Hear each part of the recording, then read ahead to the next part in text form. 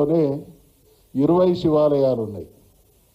అపురూపమైనటువంటి శిల్పకళా సంపద, అపురూపమైనటువంటి దేవాలయాలు ఉంటే నేను ఒక్కసారి మా నియోజకవర్గంలో ఉన్నటువంటి అన్ని దేవాలయాలను సందర్శించాలని ఉదయం 10:30కు స్టార్ట్ అయ్యి రాత్రి 12:30 వరకు దేవాలయాలన్నింటినీ దర్శించుకుంటున్నటువంటి తరుణంలో భక్తి పారవశంతో ఉన్నటువంటి సమూహాలన్నీ భక్తులందరూ కూడా నన్ను చూడగానే మళ్ళీ కేసీఆర్ గారు రావాలి, కేసీఆర్ గారు రావాలి, కేసీఆర్ గారు కావాలి అనేటువంటి, ఎక్కడికి పోయినా అంటే ఇది ఒక సమర్థుడైనటువంటి నాయకుడు.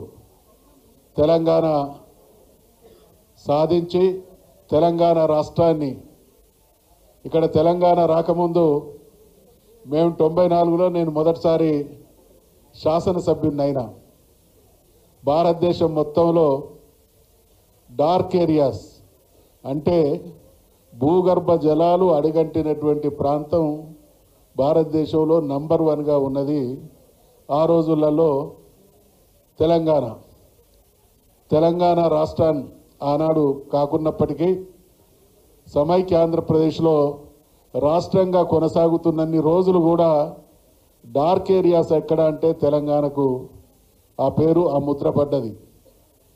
మన నాయకుడైనటువంటి కేసీఆర్ గారు ముఖ్యమంత్రి అయిన తర్వాత భూగర్భ జలాలు బ్రహ్మాండంగా, ఎండాకాలంలో కూడా చెరువులు మత్తళ్ళు పడ్డటువంటి సీన్ ఈ దేశంలో ఎక్కడన్నా ఆవిష్కరించబడ్డది అని అంటే అది 10 సంవత్సరాల కేసీఆర్ గారి పాలనలో అనేటువంటి విషయాన్ని మనవి చేస్తా ఉన్నా. అందుకనే కేసీఆర్ గారి పాలన స్వర్ణయుగం అంటే గోల్డెన్ ఏజ్. ఇప్పుడు కొనసాగుతున్నది డార్క్ ఏజ్ అంటే చీకటి యుగం. 1 సంవత్సర కాలంలో తెలంగాణలో ఉన్నటువంటి ఏ ఒక్క ప్రజలు కూడా, ఏ ఒక్క వర్గం కూడా, యువకులు కావచ్చు, విద్యార్థులు కావచ్చు, కార్మికులు కావచ్చు, కర్షకులు కావచ్చు, ఉద్యోగులు కావచ్చు, ఏ ఒక్క రంగం కూడా మరి రేవంత్ రెడ్డి పాలనలో చక్కగా ఉన్నటువంటి పరిస్థితి లేదు.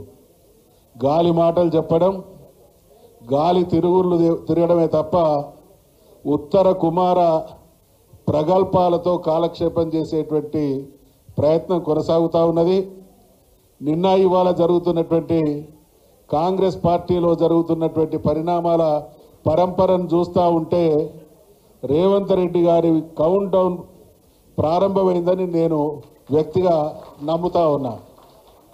ఎందుకంటే ఇక్కడ ఉండేటువంటి ఇన్ఛార్జిను మార్చడం జరిగింది. అనేక రకాలుగా హైకమాండ్కు ఈ పాలనా దుర్మార్గం తెలిసి వస్తూ ఉన్నది కాబట్టి సరి అయినటువంటి రిపోర్టింగ్ లేదు. వచ్చినటువంటి అబ్జర్వర్లను కూడా మేనేజ్ చేస్తున్నారనేటువంటి భావన బహుశా కాంగ్రెస్ కలిగినట్టున్నది. ఈ ఇన్ఛార్జ్ చేంజ్ అనేది కౌంటర్కు నిదర్శనంగా నేను భావిస్తూ ఉన్నా.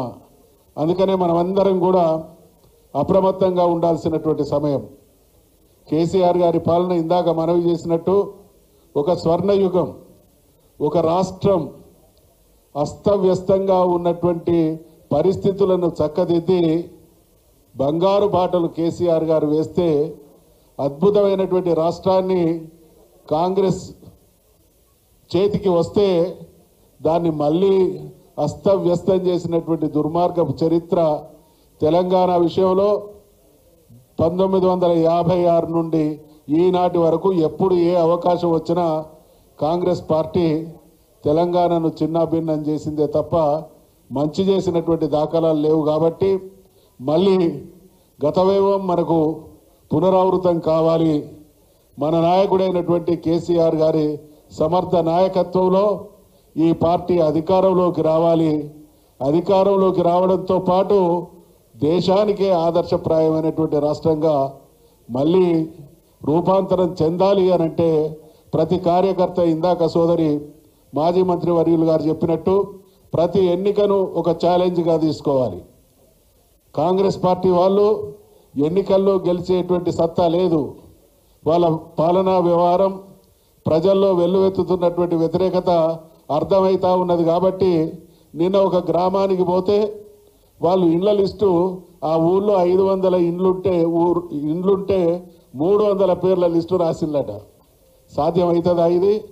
అంటే మళ్ళీ నమ్మించి మోసం చేయాలనేటువంటి ఆలోచనే కాంగ్రెస్ పార్టీ తప్ప, కాంగ్రెస్ పార్టీ వైఫల్యాలను ప్రజలు ఎప్పటికప్పుడు గమనిస్తూ ఉన్నారు.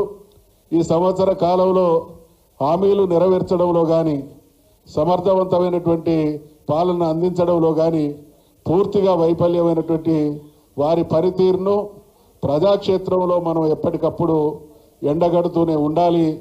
ఆ రకంగా ప్రజల్ని చైతన్యవంతం చేయాలి. తెలంగాణకు ఏకైక పార్టీ తెలంగాణ ప్రయోజనాలకు పనిచేసేది బీఆర్ఎస్ అనేటువంటి విషయంలో ఇప్పుడున్నటువంటి ప్రజానికానికి